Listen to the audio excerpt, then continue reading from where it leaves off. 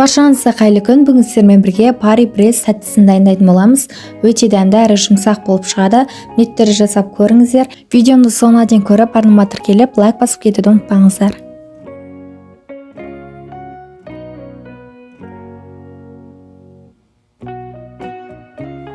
Ең алдымен сүттің үстіне су және шым-шым тұз бен сары майды қосып араластырамыз. Осылай газға қойып, сары май ерігенше араластырамыз. Одан соң оттан алып, осылай ұнды бірден салып араластырамыз.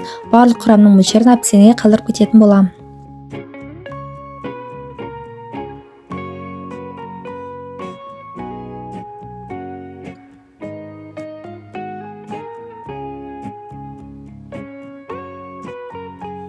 Қамыр осындай қоюлықта болады. Енді осы қамырды отқа қойып, қайтадан араластырып тұрамыз. Шамамен 3-4 минуттай араластыру керек.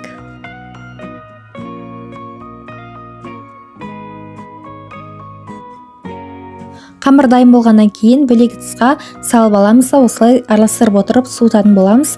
Толық суығаннан кейін барып осылай жұмыртқаларды біртіндеп қосып отырамыз. Қамырымыз суымаған, ыстау болып тұратын болса, осы жұмыртқамыз пісіп қалуы мүмкін. Жұмыртқаны біртіндеп қосып отыру керек, осылай қолмен араластырамыз. Немесе уақытты үнемдеп миксермен де араластырсаңыздар болады.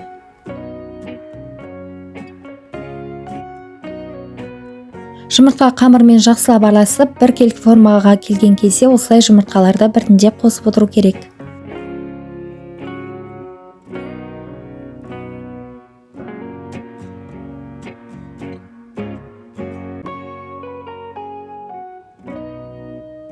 Төрт жұмыртқа қосқаннан кейін қамыр осындай қоюлықта дайын болады.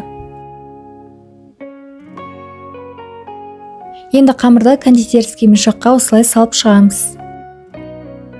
Қамыр гүлді етіп шығу үшін осылай насатканы қолданамыз. Енді қамырды пергамент қағазға осылай 2 рет айналдырып құйып шығамыз. Қамырды құйып жатқан уақытта қамырдың ортасын ашық етіп орналастыруға тырысыңыздар.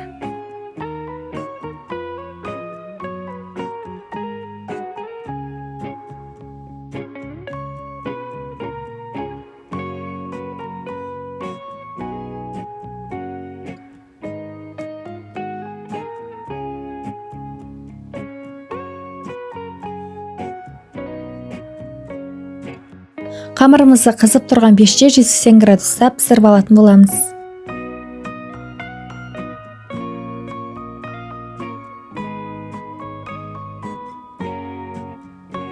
Қамыр осылай қызарып дайын болып шықты. Енді крем дайындаймыз.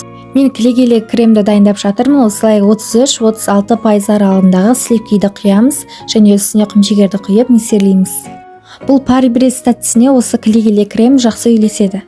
Қолданар кезде кілеге салқын күйде болу керек. Миксердің жылдамдығын әр минут сайын көтеріп отырып, осылай кілегейлі крем дайын болады. Кремді де мешокқа салып алдық. Енді осы пари пресстің ортасын суығаннан кейін бірақ кесу керек.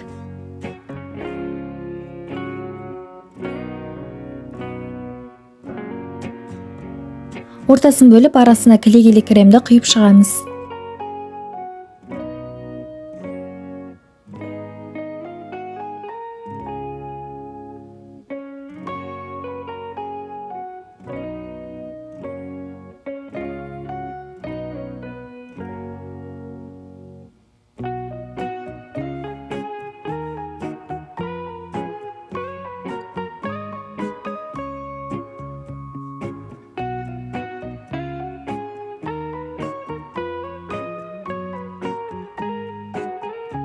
Мен осылай бетіне сахарный пудра сеуіп сәндедім. Сіздер өз қалауларыңыз бойынша сенбесеңіздер болады.